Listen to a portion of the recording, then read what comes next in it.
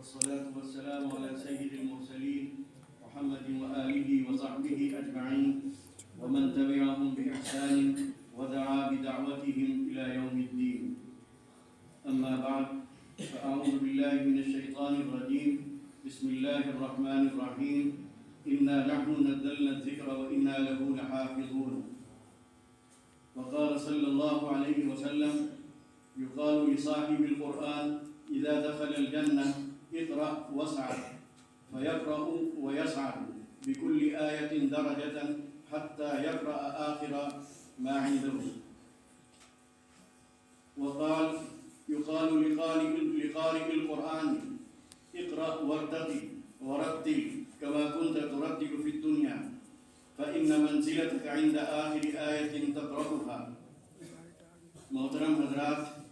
اور عزیز طلباء، یہ ہم سب کے لیے بڑی سعادت کی بات ہے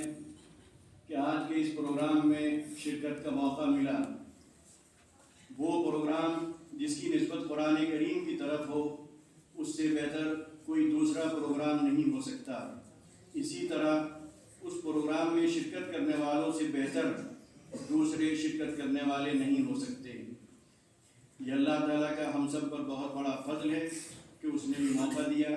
کہ آج ہم سب اس موقع پر یہاں جمع ہوئے اور اکٹھے ہوئے. میں نے آپ کے سامنے قرآن کریم کی ایک آیت اور 2 حدیثیں رکھی ہیں. مقصد اس کا یہ ہے کہ آپ کو یہ بتایا جائے کہ وہ اعزاز جو آپ کو حاصل ہوا وہ کتنا بڑا اعزاز ہے اور کتنا بڑا وہ شرف ہے جو شرف آپ کو قرآن کریم کی حفظ کی بدولت ملا. اور پھر اس اعزاز اور شرف کے بعد جو مقام اور مرتبہ ملنے والا ہے اخروی زندگی میں، اس مقام اور مرتبے کو بھی ہمیں سمجھنے کی ضرورت ہے. قرآن کریم کی اس آیت میں اللہ تعالیٰ نے فرمایا کہ ہم نے ہی اس قرآن کریم کو اتارا ہے اور ہم ہی اس کی حفاظت کریں گے. غور کرنے کی بات یہ ہے کہ قرآن کریم کی حفاظت کا جو وعدہ ہے انسانوں پر اور پھر ان انسانوں کے مقابلے میں ان انسانوں پر جنہوں نے قرآن کریم کو حفظ کیا، ان پر اللہ کا یہ فضل ہوا کہ اللہ تعالیٰ نے ان کے سینوں کو قرآن کریم کی حفاظت کے لیے منتخب دیا. آج قرآن کریم کی حفاظت کا سب سے بڑا ذریعہ حفاظ کرام ہے. قرآن کریم جو تحریری شکل میں ہے،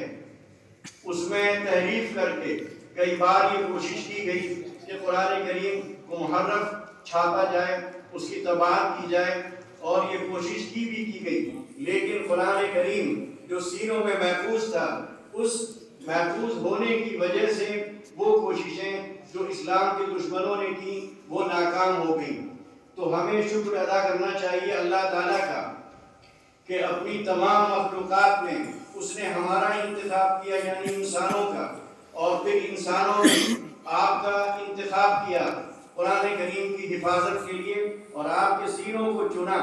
تو اس بات کا خیال ہمیں ہمیشہ رہنا چاہیے کہ قرآن کریم کی حفاظت کی ذمہ داری اللہ تعالیٰ نے ہم پر ڈالی ہے، خاص طور پر حفاظ کرام پر ڈالی ہے. یہ وہ اعزاز ہے جس پر بڑی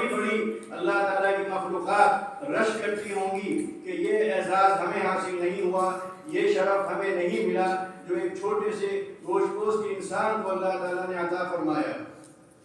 اب اس کے بعد جو میں نے 2 حدیثیں آپ کے سامنے رکھی، ان سے آپ اندازہ لگائیے اس مقام اور مرتبے کا جو آخرت میں آپ کو حاصل ہونے والا ہے، اسی اعزاز کی بدولت کہ آپ سے کہا جائے گا کہ پڑھو اور چڑھتے جاؤ،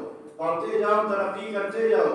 اور ایک روایت میں اس طرح بھی آتا ہے کہ قرآن کریم میں جتنی آیات ہیں اتنی ہی سیڑھیاں جنت میں ہیں. آپ پڑھتے جائیں گے، اوپر چڑھتے جائیں گے. جس کو جتنا اچھا یاد ہوگا، جو جتنا زیادہ پڑھ سکے گا، اس کا مقام اتنا ہی بلند ہوگا. بس وقت بھی کافی ہو چکا ہے. میں یہی 2 باتیں خاص طور پر کہنا چاہ رہا تھا کہ اس اعزاز اور اس شرف کو سمجھیے جو قرآن کریم کی حفظ کی بدولت آپ کو حاصل ہوا، اور اللہ تعالیٰ نے قرآن کریم کی حفاظت کے لیے آپ کے سینوں کو منتخب فرمایا۔ اسی طرح اس مقام اور مرتبے کو سمجھیے جو آخرت میں جنت میں آپ کو اسی قرآن کریم کی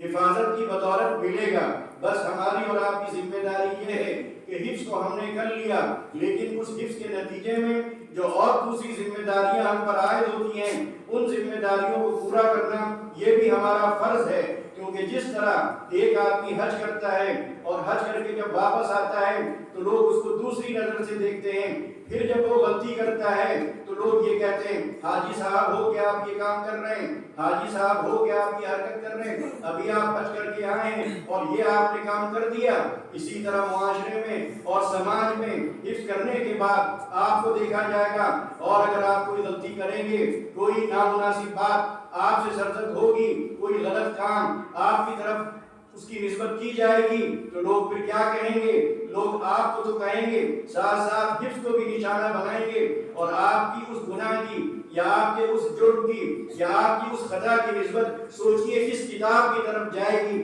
تو سوچئے کہ اگر ایسا ہوا اور اس کتاب کی بدنامی کے سبب آپ بنے، اس کتاب کے مقام کو گھٹانے کے سبب آپ بنے، اور لوگوں نے آپ کو یہ طعنہ دیا حافظ قرآن ہو کر ایسا کرتے ہو، حافظ قرآن ہو کے یہ حرکت کرتے ہو، حافظ قرآن ہو کر تم یہ باتیں کرتے ہو، یا تمہاری وہ زبان جس سے قرآن کریم پڑھا جا رہا ہے صبح و شام اس کی تلاوت کر رہے ہو، اور اس کے بعد اسی زبان سے گالی بک رہے ہو، اسی زبان سے بیہودہ بات نکال رہے ہو، تو یہ اس کا بھی ہمیں خیال رکھنے کی ضرورت ہے۔ کہیں ایسا نہ ہو کہ قرآن کریم کے حفظ کی بدولت جو اعزاز ملا، جو مقام ملا، ہم وہ اعزاز اور وہ مقام اپنی حرکتوں سے گوا دیں۔ دوسری بات میں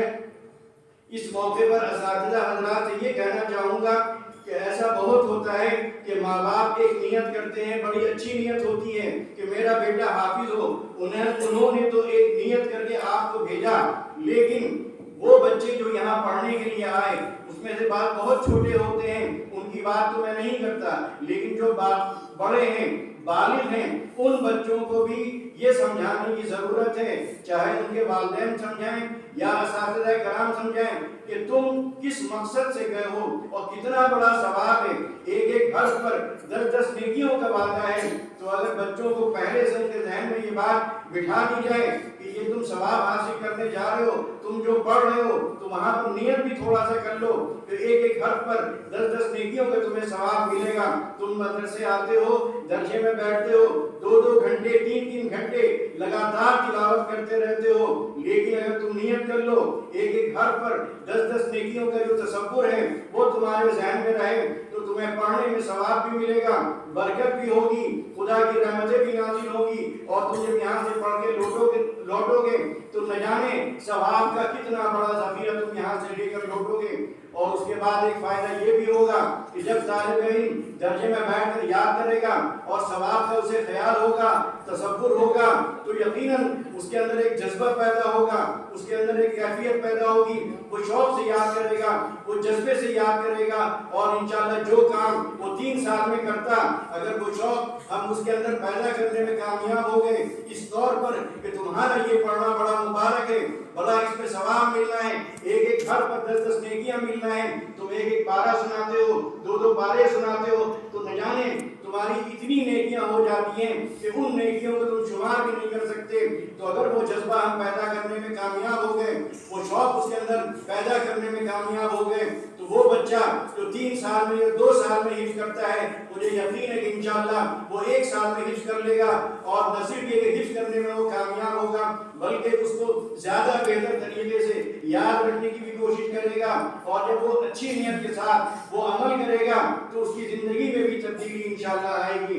میں ان باتوں پر اپنی بات ختم کرتا ہوں۔ وآخر دعوانا الحمدللہ رب العالمین۔